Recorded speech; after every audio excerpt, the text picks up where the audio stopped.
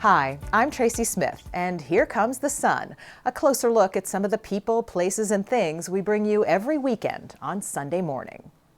Kristen Stewart says the path that led her from child actor to Twilight, to the tabloids, and maybe to an Oscar was as much about luck as skill. I met up with her to talk about all of the above. Can you get out without being followed by cameras? Sometimes. Sometimes. Yeah, if I run really fast.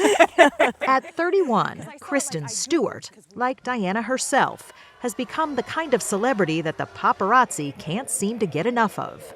She shrugs off comparisons with the late Princess Di, but she's fiercely proud of how she played her. There's much more from our conversation coming up. When I was 17, 18, I was still figuring out who the hell I was. Yeah. I mean, you were doing this on such a huge stage to have to be figuring out who I am, where do I fit in this world? Yeah, I don't know if it stunts or accelerates the growth process.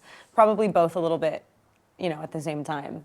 Yeah. I also have this weird, unique perspective of people. They reveal very true sides of themselves very quickly to me.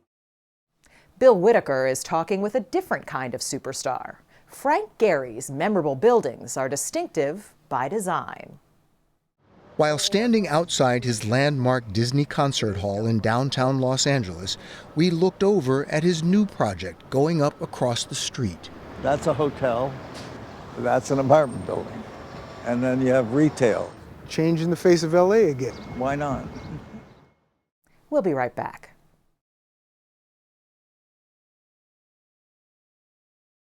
In her newest film, Kristen Stewart portrays Princess Diana, a role she found both wildly challenging and deeply personal because she so desperately wanted to get it right.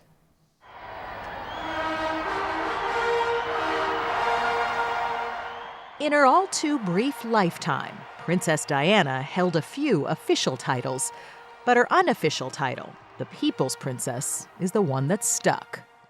She was also known as the most photographed woman in the world, her every move and every outfit captured on camera, even in her most difficult times, like the days after her separation from Prince Charles. Whatever uncertainties the last few weeks may have brought, I want you to be certain of this. Our work together will continue unchanged. Of course, we can't know what Diana's life was really like when she was out of camera range, but that hasn't stopped filmmakers from trying to fill in the blanks. Your Royal Highness. Mummy! Family are all gathered in the drawing room. They are waiting.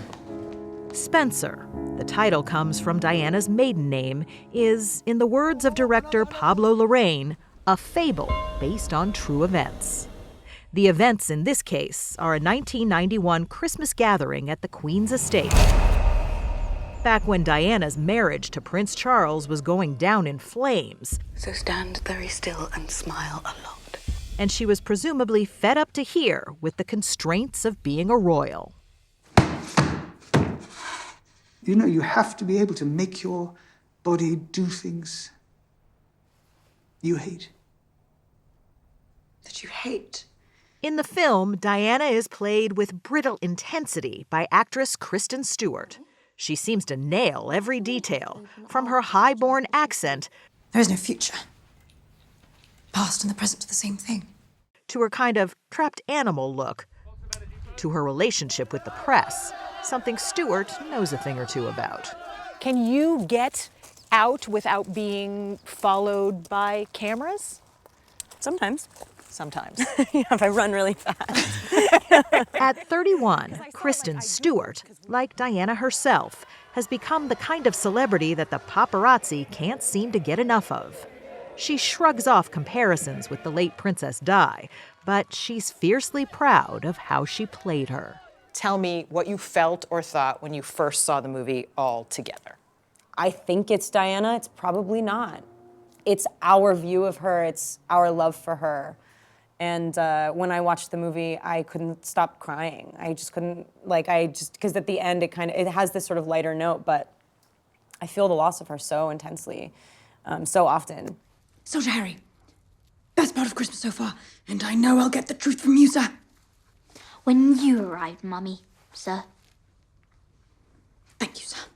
To do Diana justice, Stewart spent months perfecting the princess's speech and movement. What happens to the pheasants? But inwardly, she was so nervous that in the days before the cameras rolled, she couldn't even get her mouth to open. You actually had like TMJ? Yeah, it gave my body a lot of anxiety that my mind sort of didn't really know about. What do you think was going on there? It's a big deal. You know, I really didn't want to mess this one up, and sometimes your body knows more than you do about your stress levels, you know. Stress can manifest so physically. It was like everyone had done such an incredible job putting together the world. I was like, all right, bro, now it's on you. And then I couldn't open my mouth. I think also everyone wanted to know if I was nervous so much. It was like, you must be freaking out playing Princess Diana. You must be just like straight tripping. I was like, I'm completely fine. I have no idea what you're talking about. I don't care. I got it. I love her. But then somehow it opened up. I got lucky, yeah. No, it was like, yeah. It just we got lucky, yeah. Seems she's had her share of luck. Born in Los Angeles, Stewart started going up for on-screen roles as a child. Her parents, who both work in the movie business, reluctantly let her chase her dreams. And when she wanted to blow off an audition, her mom wouldn't let her. I genuinely remember being like, we don't even need to do this one, and her telling me, you should just go to this last one because you have an appointment and you should not be somebody who is just like, you know what I mean? Like, just honor your commitments. Yeah. And thank God, because genuinely, it sounds like a story. Like in retrospect, I'm like, God, if my mom wasn't like, don't blow off your commitments, I would have not been an actor. Do it. By age 11, she was well on her way to stardom in movies like 2002's Panic Room, opposite Jodie Foster. Mom, get the out of my house. And then there was the Twilight saga. I love you. You started Twilight at 17, shooting Twilight at 17. Yeah. Were you in any way prepared for what happened? No. Seems no one was. In 2008, Stewart starred in the first of what would be 5 Twilight movies, based on the books about a teenage girl who falls for a handsome young vampire. Are you afraid?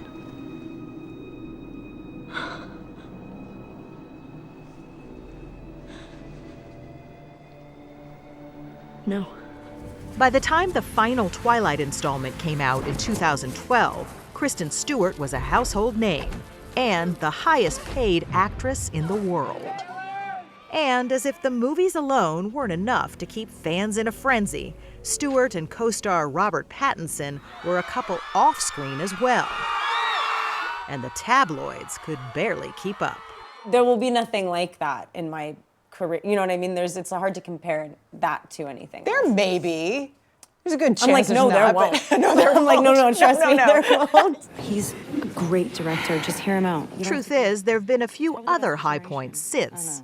For her work in 2015's The Clouds of Sils Maria, she became the first American actress ever to win a César, the French equivalent of an Oscar.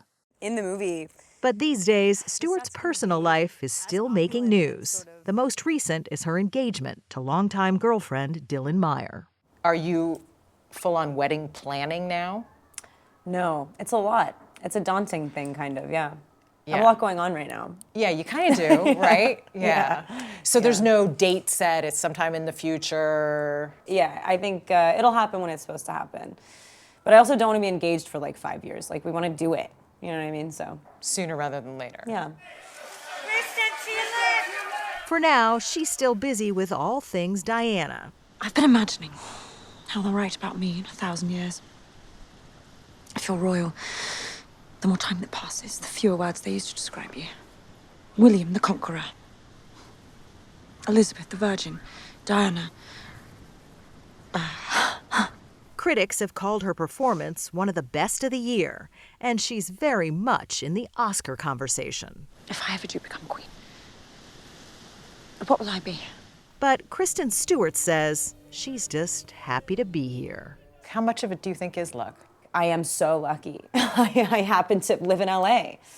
My parents happen to be, you know, respectively script supervisor and first AD. Like, those things are so random. So yeah, I think there's just a vast amount of coincidence. And a little bit of skill too, maybe. Oh yeah, I'll do anything for this. I'd climb out of a ditch and rip my fingernails off for this movie. Like, and all of this sounds completely like histrionic and totally like, whatever, too much, exaggerated. Absolutely.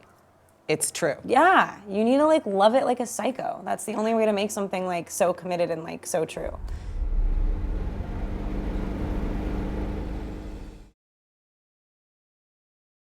You can see more exclusive excerpts from our conversation in just a few minutes. I started drawing fish in all my building projects. Up next, the infinite imagination of Frank Gehry.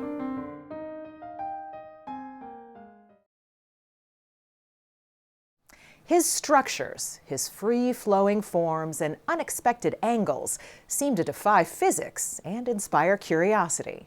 Here's Bill Whitaker with a look at how renowned architect Frank Gehry built his legacy. I think I would have wanted to be an architect. Yeah. I love this. I love It's not too late. So says the architect Frank Gehry, who at 92 is not resting on his substantial laurels. While standing outside his landmark Disney concert hall in downtown Los Angeles, we looked over at his new project going up across the street. That's a hotel. That's an apartment building. And then you have retail. Changing the face of LA again. Why not? Why not? Seeking the answer to that question has led Frank Gehry to change city skylines around the globe. He and I first met in 2003 as Disney Hall was about to open. See how these curves relate to those up there? If the inside comforts, the outside amazes. This is a curve, and that curve leads you into here. It fits in, yeah. Now, almost 20 years later, it is the iconic building of Los Angeles. People come from all over the world to see this. Wow. What is that like for you to have created something like this? Well, I see what I would do different. Seriously, that's what you see? A little bit of that, yeah. What sounds like second-guessing, Frank Gehry calls creative insecurity. His constant questioning and his love of art are lifelong traits. He was born Frank Goldberg in Toronto, Canada. His father moved the family to Los Angeles in 1947.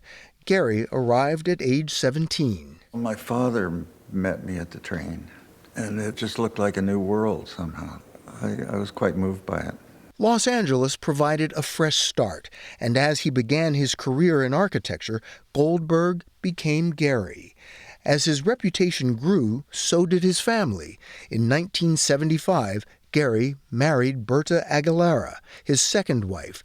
They had 2 boys. He had 2 daughters from a previous marriage. It was in the 1970s, when he renovated his private home in Santa Monica using industrial materials, that he first gained national attention on his front yard. So what did you think when the tour buses showed up? Go away and leave me alone. Don't bother me. Gehry would prefer that his buildings draw the attention, like the Guggenheim Museum in Bilbao, Spain, or the Louis Vuitton Foundation in Paris. Gehry's free-flowing forms and unexpected angles have left an impression, highlighted in The Simpsons, that he has no plan, no discipline. Frank Gehry, you're a genius. The impression, thanks to The Simpsons, is that a lot of your designs are extemporaneous, or even unplanned, and that is not true. No, so later in this interview, I'm going to show you the number of models and the iterations on a project and how long it took to get to the conclusion. Playful, light, surprising, graceful. His creations invite the eye, draw you in, embrace you. That personal touch has won him acclaim all over the world. Gehry's inspiration might seem a little surprising. I started drawing fish in all my building projects. To build a giant fish for the 1992 Barcelona Olympics, he adapted software created for the aerospace industry.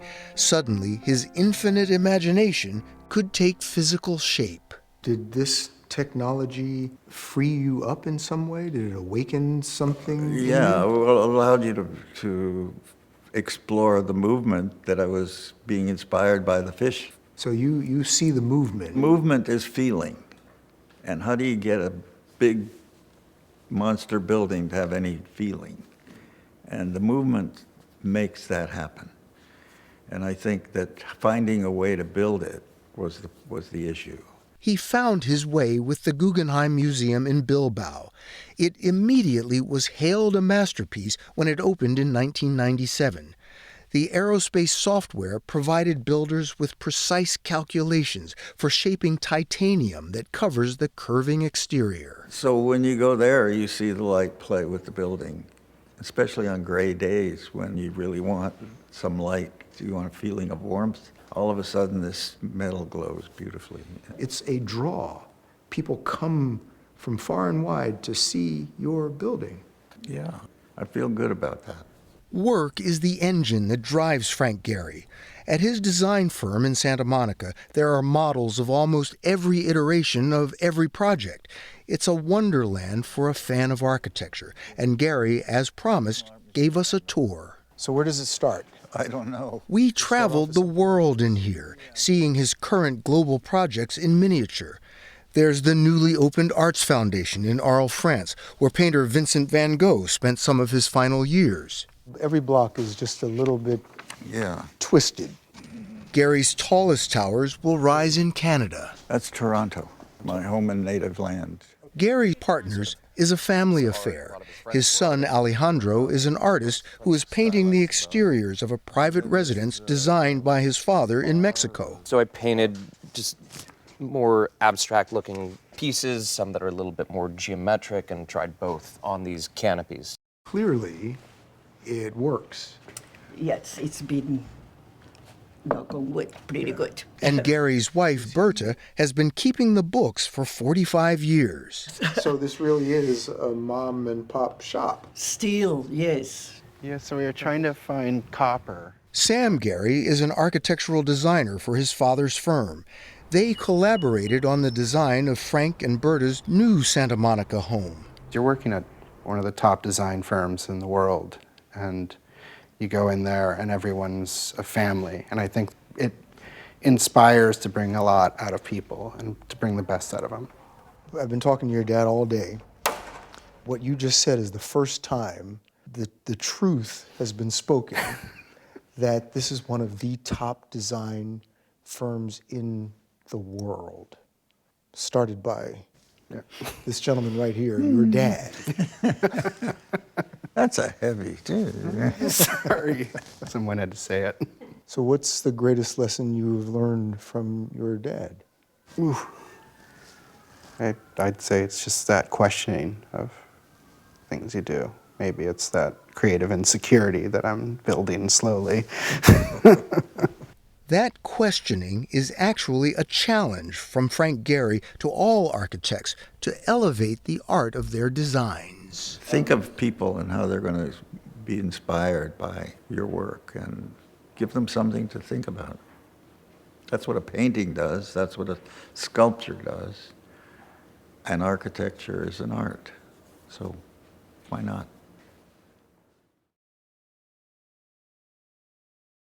As promised, more from Kristen Stewart after the break.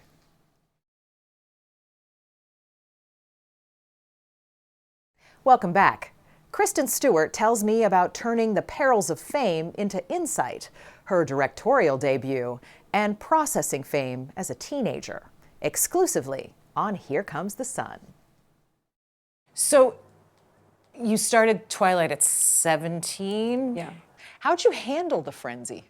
I don't know. And literally, like, I don't know. Like, Yeah. I would say that I guess when you look back on things, you can go like, okay, how did I get through that? I have good friends. I love my family. I have a good support system. I love what I do. I know why I do it. All of that is totally necessary to have like a remotely normal experience with the world.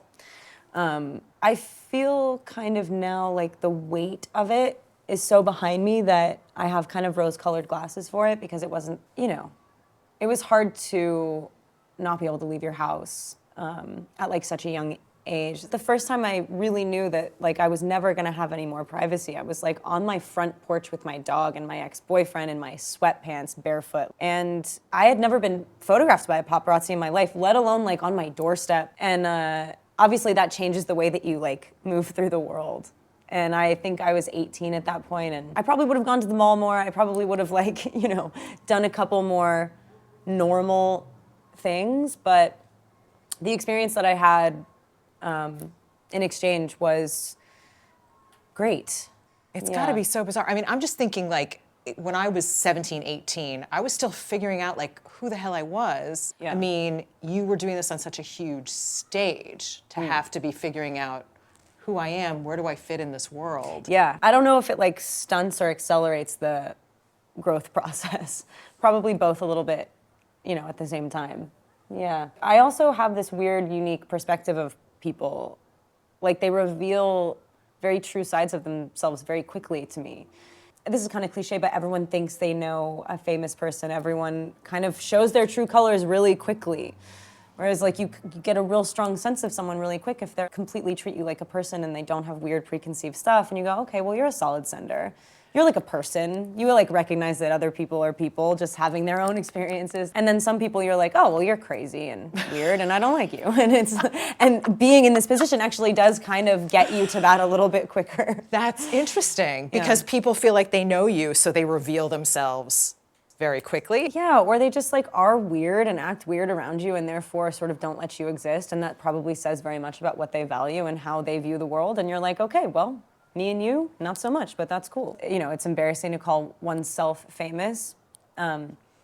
Being somebody that people, you know, you can see other people in just a very unique and very different way. Right, right. But that's interesting that you found the gift in that hey, I can tell who's fake and who's not, who sees me. It's definitely an authenticity thing, yeah, for sure. It's like, and that also in our, in this day and age, there is nothing worse. If someone goes like, you're fake, you're like, oh, excuse me. There's nothing like coming for someone's authenticity nowadays, because we're just, whatever. I mean, it's like social media thing. We're constantly performing. Life is a performance, but not to get too heady about it, but if we're constantly filming ourselves and gauging reactions and whatever, you call someone fake, it is like fighting words. And I get it. It's all we're trying to do is just be like truthful in an environment that it is kind of odd to be truthful in. Right.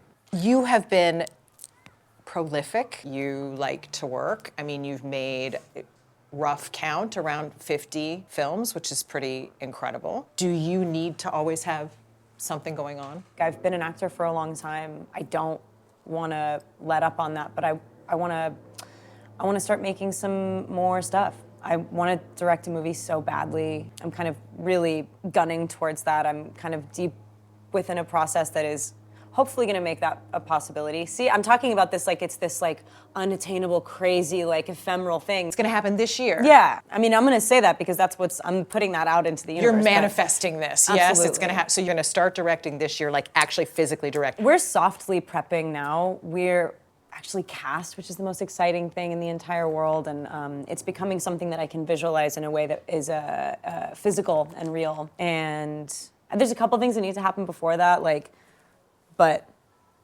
I think by the end of this year we're going to be shooting that movie, which is I feel light as a feather. I feel like I could fly off the balcony saying that. I'm so excited about it. I'm Tracy Smith. Thanks for watching.